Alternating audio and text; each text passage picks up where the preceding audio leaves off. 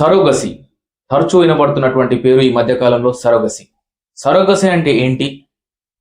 Surrogacy గురించి మనం మరిన్ని వివరాలు తెలుసుకునే ప్రయత్నం చేద్దాం. ఒకవేళ సరోగసిలో అవకతవకలు జరిగితే ఎలాంటి శిక్షలకు వాళ్ళు అర్హులవుతారనే దానిపైన మరింతగా తెలుసుకునే ప్రయత్నం చేద్దాం. మనతో పాటు ఉన్నారు హైకోర్టు అడ్వకేట్ రవిప్రకాష్ గారు. నమస్తే రవిప్రకాష్ గారు. నమస్తే అండి. సో ఈ సరోగసి అంటే ఏంటి, అసలు ఈ సరోగసికి కారణాలు ఏంటి, ఒకవేళ సరోగసి వల్ల అవకతవకలు జరిగితే ఎలాంటి శిక్షలు పడతాయనే దానిపైన మా ప్రేక్షకులకు. ఈ సరోగసి అనే దాన్ని చాలామంది గర్భాధారణ చేయలేనటువంటి తల్లిదండ్రుల కోసం మంచి ఉద్దేశంతో ఏర్పడ్డది. కాకపోతే తెలుగు లోపల దాని పదం అద్దె గర్భం అనవరగానే అక్కడి నుంచే స్టార్ట్ అవుతుంది. కాబట్టి ఈ యొక్క పేరు లోపల కూడా మార్పు చేసినట్లయితే బాగుంటుంది.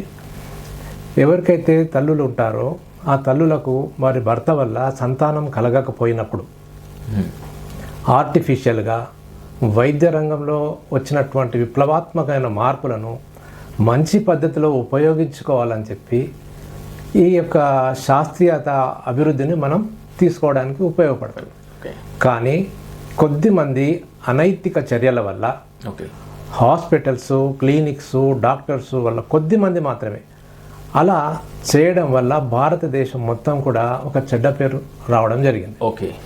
ఒకప్పుడు ఈ భారతదేశం ఈ సరోగసి పైన చట్టం 2021లో తీసుకొచ్చింది. తీసుకురాకపోవడానికి ముందు 2008 వరకు బేబీ మజుందర్ అనే కేసు లోపల తీర్పు ఇచ్చినప్పుడు అప్పటి నుంచి చట్టం కొంత కఠినంగా వ్యవహరిస్తూ వచ్చింది. అంతకుముందు వేరే దేశాల వాళ్ళు హెల్త్ టూరిజం ప్యాకేజ్ పైన ఇండియాకి వచ్చి సంతానాన్ని కనేవారు. అది రాంగా అంటే కాలక్రమేణా దాంట్లో ఉన్నటువంటి లొసుగులను చూసుకొని ఈ అక్రమార్కులంతా డబ్బును సంపాదించడం, అనైతిక విలువల వైపు ప్రయాణం చేశారు.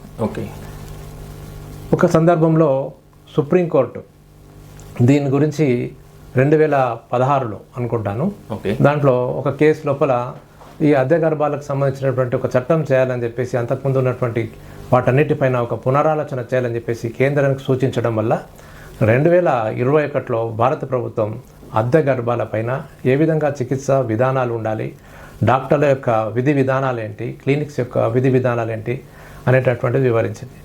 ఈ మధ్య మన హైదరాబాదు, విశాఖపట్నంలో తీసుకున్నట్లయితే కొన్ని కేసులు బయటపడ్డాయి. అసలు వాళ్ళకు అనుమతే లేకుండా ఒక 90,000కు ఒక తల్లి దగ్గర తీసుకొచ్చి తల్లిదండ్రులే కానటువంటి వాళ్ళకు 35 లక్షలకు ఒక శిశువును అమ్మారు.